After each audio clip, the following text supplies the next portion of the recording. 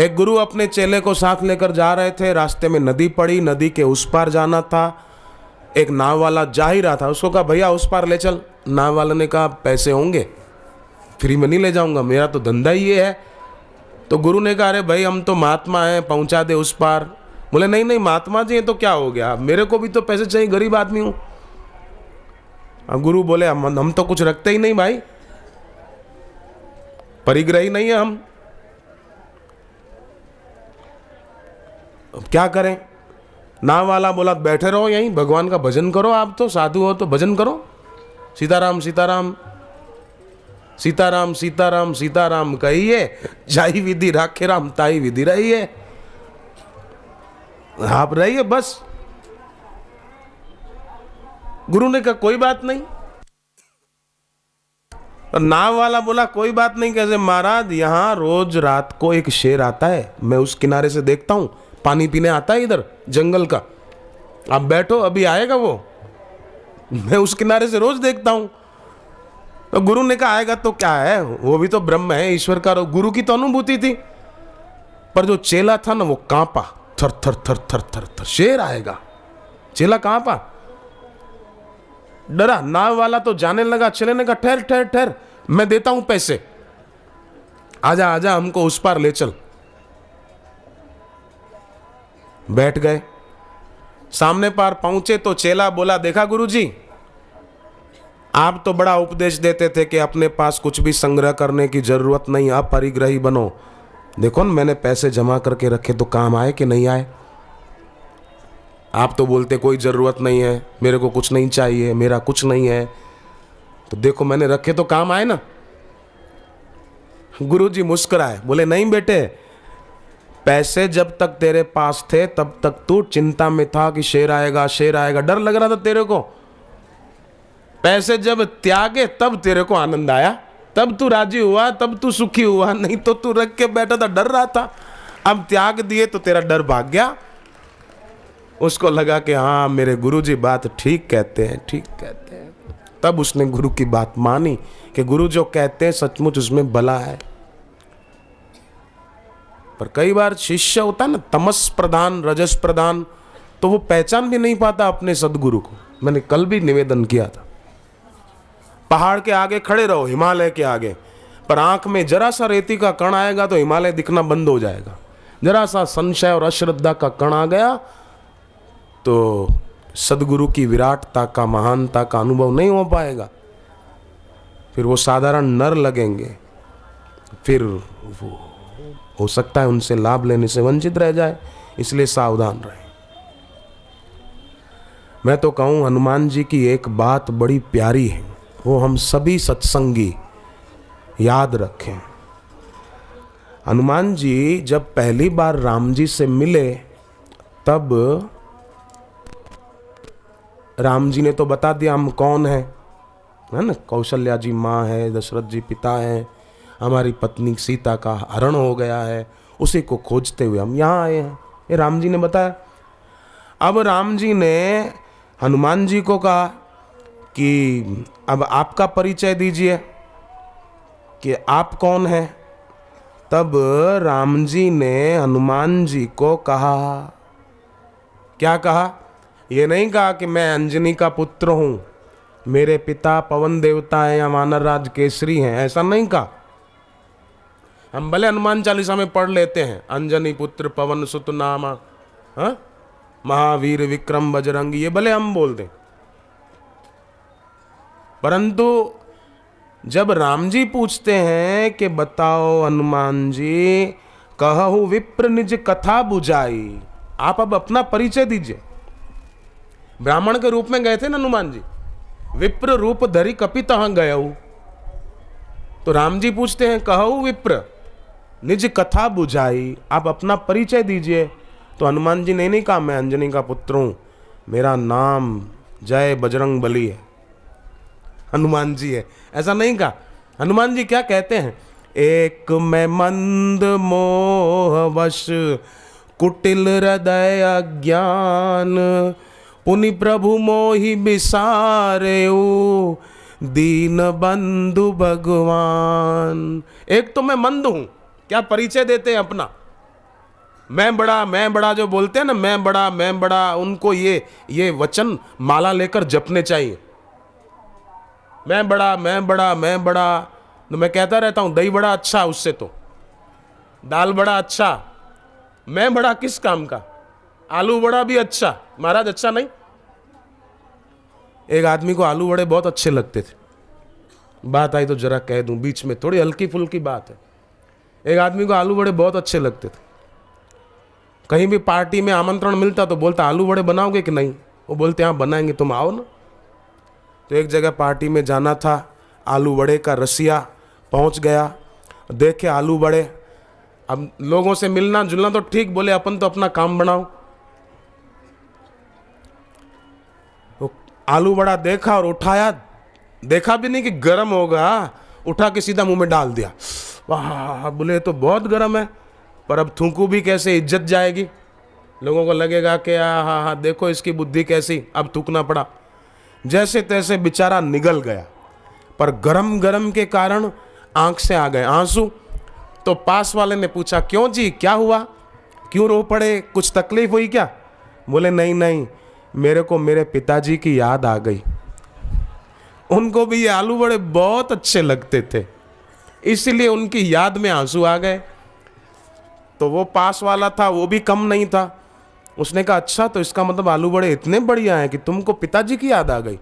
उसने भी आओ देखा न था, उठाया और धर दिया मुंह में, धर दिया तो गरम गरम गरम, हा, जीभ जल गई, अब तुमको भी कैसे, वो भी निगल गया चबाए बिना। तो इसकी भी आंख में पानी आ गया। तो इसने पूछा क्यों, आपकी आंख में काहे पानी आ गया भाई, क्या हुआ, आपको भी आपके पिताजी की याद आई क्या? बोले नहीं, मेरे को मेरे पिताजी की याद नहीं आई, मेरे को तुम्हारे पिताजी की याद आई कि वो क्यों मर गए, तुमको क्यों छोड़ गए, यहां परेशान करने के लिए छोड़ गए, वो क्यों मर गए, बेचारा अच्छा आदमी था, वो क्यों मर गया, मेरे को उनकी याद आती है। तो आलू बड़ा अच्छा, दही बड़ा अच्छा, पर मैं बड़ा तो बहुत खराब होता है। मैं बड़ा, मैं बड़ा, मैं बड़ा। नरसिंह मेहता ने कहा गुजरात में, हूं करूं एज अज्ञानता, शकट नो भार जेम श्वान ताणे। कुत्ता बैलगाड़ी के नीचे जा रहा है और बोलता है मैं बड़ा, मैं बड़ा, मैं बैलगाड़ी खींच रहा हूं, बैल खींच रहा है, कुत्ता नहीं खींच रहा है, कुत्ता तो चल रहा है। अहंकारी आदमी वो अपने कोई बड़ा मानता है और कोई सदगुरु के चरणों में सिर झुका नहीं पाता। सिर झुका नहीं पाता, परिणाम यह आता है कि भीतर से छोटा बना रहता है।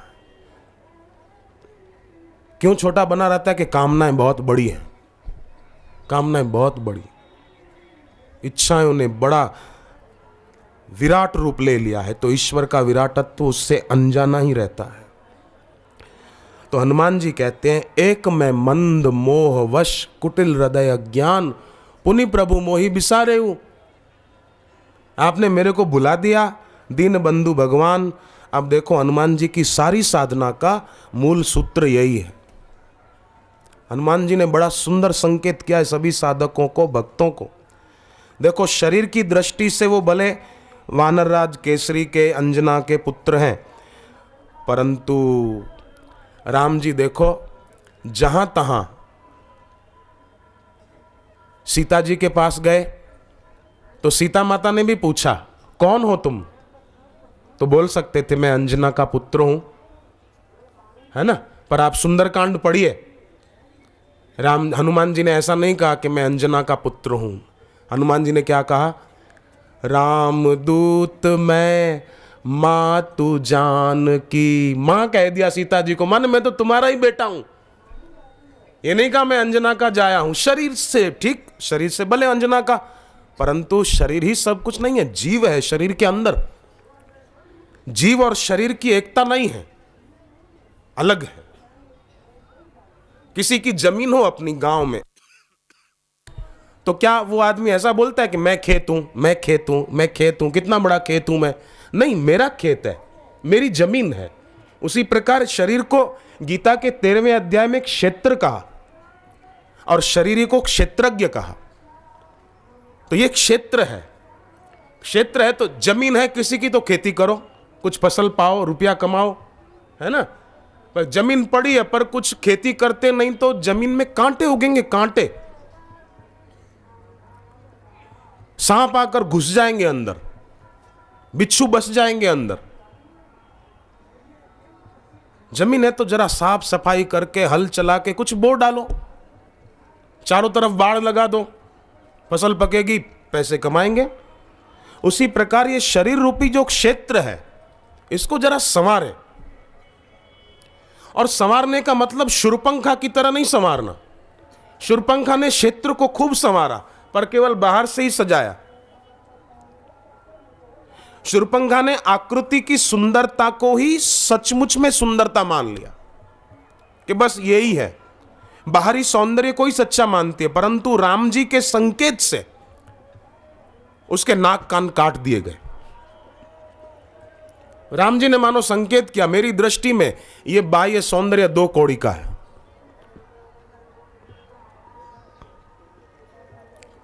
और शबरी के पास जो सौंदर्य था वो राम जी को पसंद था। तो हनुमान जी बार बार जहां तहां यही कहते हैं, राम दूत में मातु जानकी। फिर बाद में कहा, हनुमान जी को भूख लगी थी तो क्या कहते हैं, सुनहु मात मोहि अतिशय भूखा। मां मुझे भूख लगी है।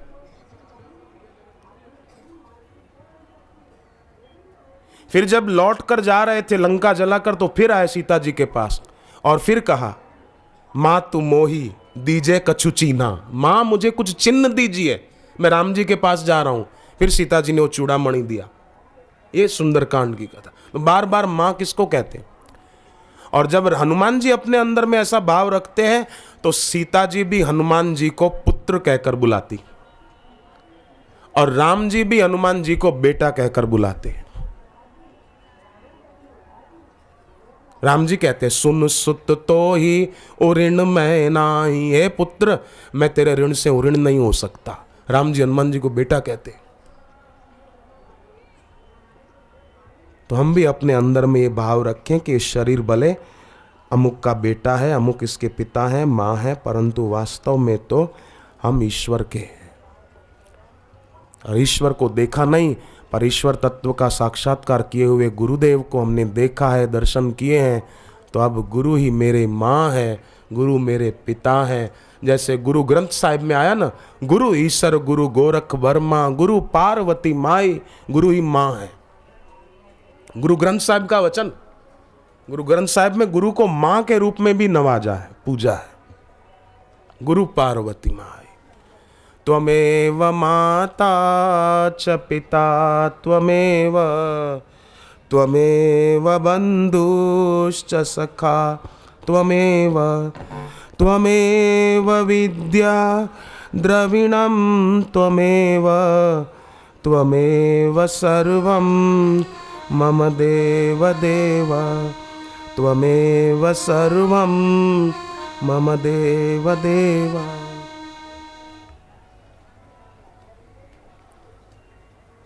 एक छोटा सा जहाज 150 किलोमीटर प्रति घंटा की स्पीड से जा रहा था।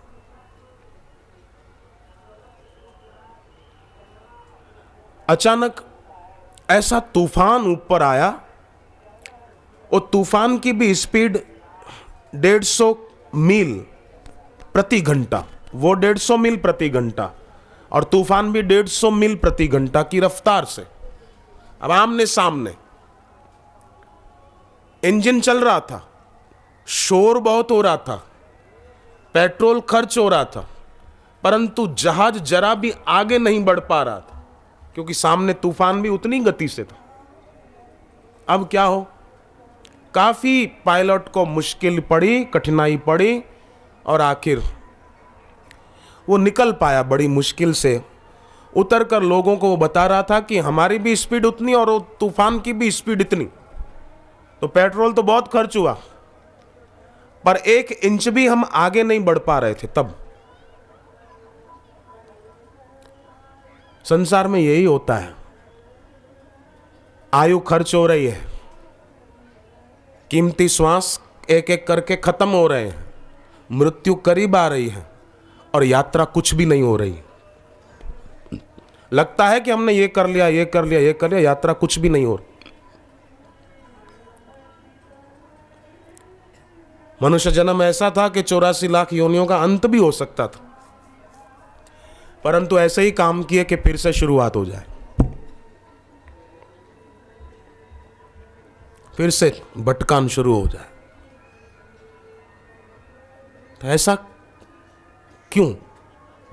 अब सत्संग मिला है, ऐसे समर्थ सद्गुरु मिले हैं, तो उनका ज्ञान आत्मसात करते हुए, उनके श्रीमुख से भगवान नाम की दीक्षा लेते हुए। दिल्ली में एक लड़के ने दीक्षा ली, अभी वो एयर इंडिया में पायलट बन गया, महीने का 1.5 लाख रुपया बोले अभी मिलेगा, अब आगे और बढ़ेगा। मुझे नाम याद नहीं है उसका, क्षमा करें, पर बोले 1.5 लाख रुपया तो अभी चालू पगार महीने का। और बोले मैं सारस्वती मंत्र जपता हूँ रोज। तो उससे मेरे को हृदय में भी बहुत शांति, भक्ति, खुशी बनी रहती है और मैं इस व्यवहार के क्षेत्र में भी सफलता पाली।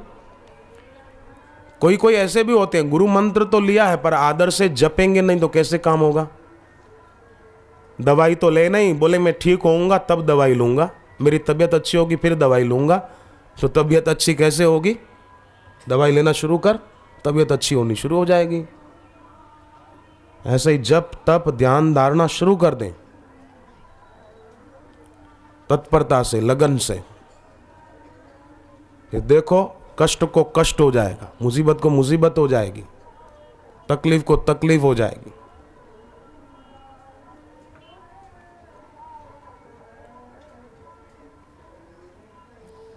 एक तांत्रिक वो एक बहन के ऊपर मैली विद्या का प्रयोग करना चाहता था, शुरू किया परंतु फिर बाहर निकल आया कमरे से, और जिसने पैसे दिए थे उसको पैसे लौटाते हुए बोला कि मैं उस महिला पर कुछ नहीं कर सकता अपनी मैली विद्या का जोर। बोले क्यों? बोले वो कोई मंत्र जप करती है इसलिए उसके चारों तरफ एक ऐसा आभा मंडल है कि मेरी मैली विद्या वहां पहुंच ही नहीं पाती। और आखिर वो महिला की जीत हुई, तांत्रिक हारा और उसके ऊपर मैली विद्या का प्रयोग कराने वाला हारा, और महिला अभी भी खुशी है, आनंद में रहती है, अपने पति के साथ है। ये घटित घटना है, कहानी नहीं सुनाई मैंने।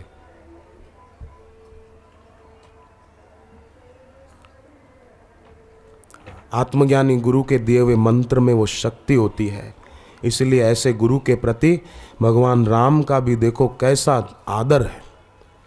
ऐसे सद्गुरु मिले तो फिर 2 यात्राएं याद रखें, एक चित्रकूट की यात्रा भरत जी की और एक त्रिकूट की यात्रा हनुमान जी की।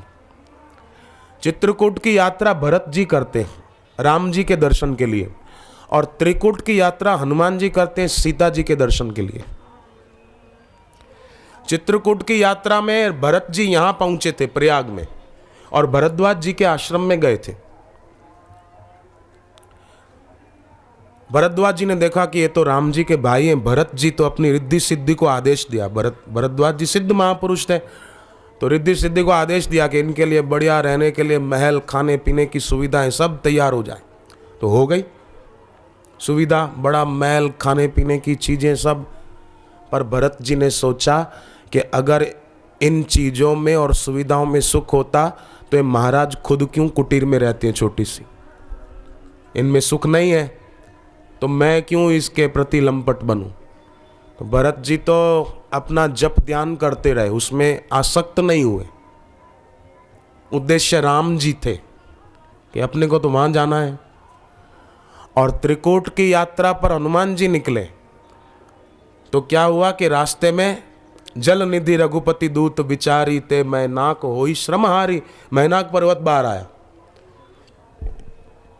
तो क्या हुआ? हनुमान ते ही परसा कर पुनि की न प्रणाम, राम काज कीने बिनु मोहे कहाँ विश्राम।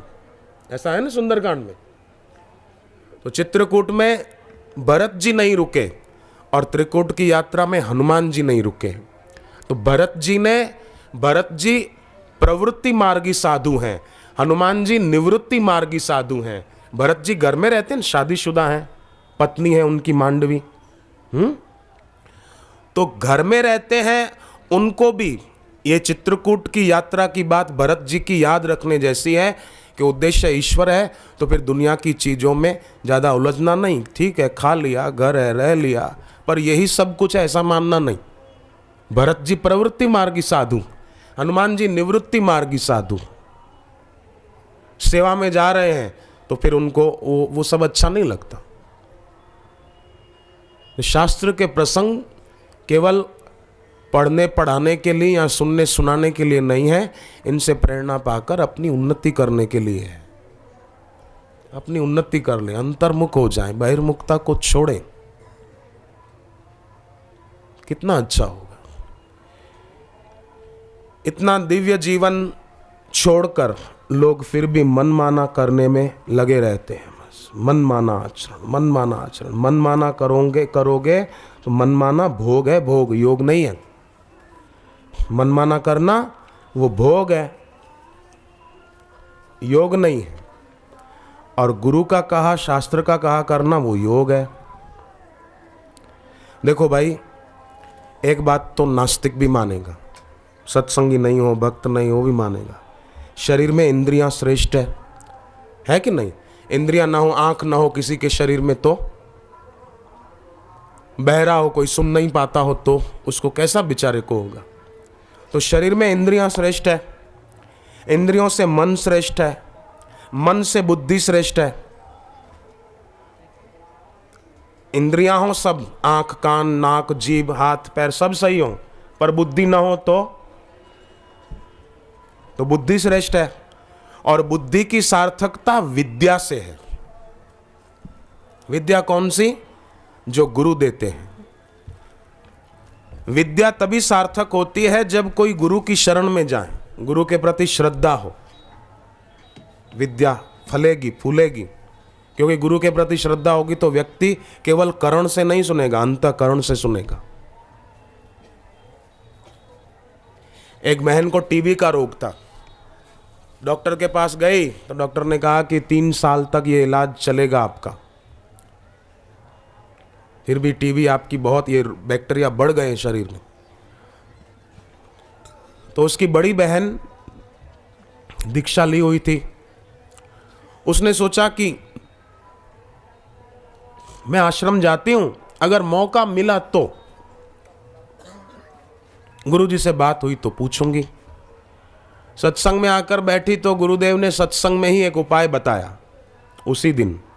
वो उपाय आरोग्य निधि पुस्तक में लिखा हुआ है, टीबी का रोग मिटाने के लिए क्या करना चाहिए। उसने तो सुना और कहा कि वाह वाह, गुरुजी ने मेरे लिए ही कह दिया। घर गई और वो चीज़ें जुटा ली और उपचार किया। उसकी बहन 3 महीने में ठीक हो गई। डॉक्टर के पास गए, फिर चेकअप कराया, बोले टीबी तो है ही नहीं। क्या, कहाँ ऑपरेशन कराया, कहाँ इलाज कराया? बोले हमने तो दैवी चिकित्सा की और थोड़ा घरेलू उपचार किया, बस ठीक हो गई। आप तो कहते थे 3 साल तक कोर्स करना पड़ेगा एलोपैथी का, फिर भी ठीक होगी कि नहीं पता नहीं। हाँ, तो 3 महीने में ठीक हो गई। अंदर अगर सकारात्मक सोच हो ना तो बाहर परिणाम वैसा ही आता है। अंदर नकारात्मक हो तो, कछुवी होती है ना, कछुवी, वो पानी में होती है पर नदी किनारे रेत में अंडे दे रखे हो उसने, तो भी अपने अंडों को याद करके ही पुष्ट कर देती है। कछुआ। एक महात्मा को शंका हुई ये बात पढ़कर कि कछुई पानी में हो और रेत में, नदी के किनारे रेत में पड़े हुए अपने अंडे को पोषण करती है, याद करके पुष्ट कर देती है, सेक देती है, ये कैसे? तो वो महात्मा घूमते घामते उदयपुर पहुंचे थे, राजस्थान, उदयपुर। वहां तालाब के किनारे, उदयपुर तो है ना झीलों की नगरी उदयपुर, तो एक तालाब के किनारे एक आदमी बैठा था।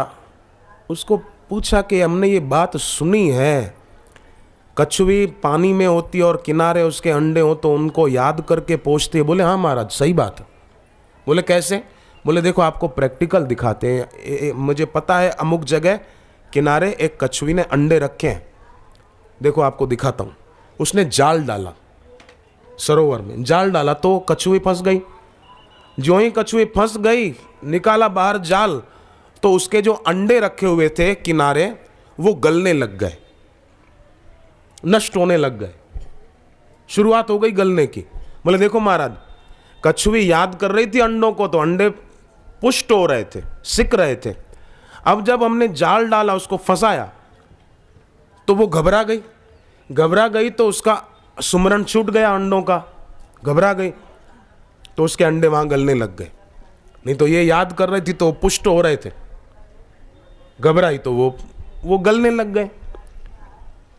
जरा सोचो बहनें, माताएं, भाई, मेरा बेटा बीमार है, उसको किडनी की तकलीफ है, उसको ये तकलीफ है, वो गलत रास्ते जा रहा है, वो ऐसा है, ये मत सोचो।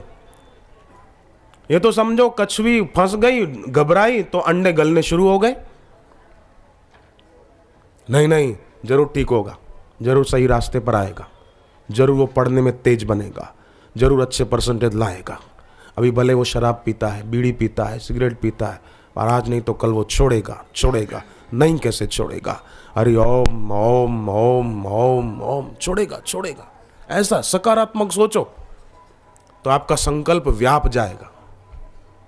नकारात्मक सोचते रहेंगे तो वो और ज्यादा बुरे रास्ते जाएगा।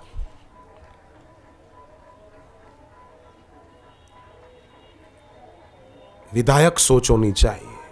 नकारात्मक होगी तो परिणाम हमेशा विध्वंसात्मक आएगा।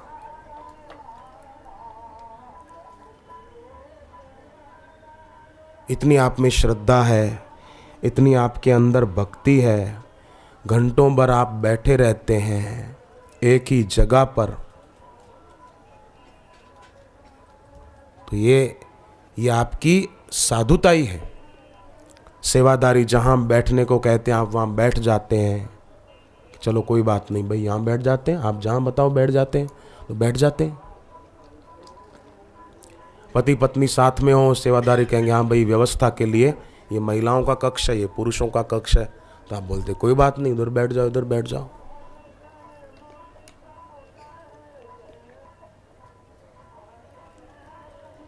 मुंबई के गोरेगांव में सत्संग था, तो एक महिला ने अपने पति को कहा कि बापूजी का सत्संग है, आप चलो न सुनने। बोले नहीं मुझे नहीं आना, तू जा, तुझे मैं थोड़ी रोक रहा हूं, तू जा।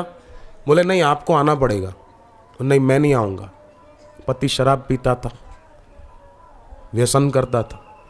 पत्नी ने कहा आपको बच्चों की कसम है, आपको आना पड़ेगा। उसने कहा ठीक है, तू आग्रह करती तो मैं आता हूं, पर आज ही आऊं, कल नहीं आऊंगा।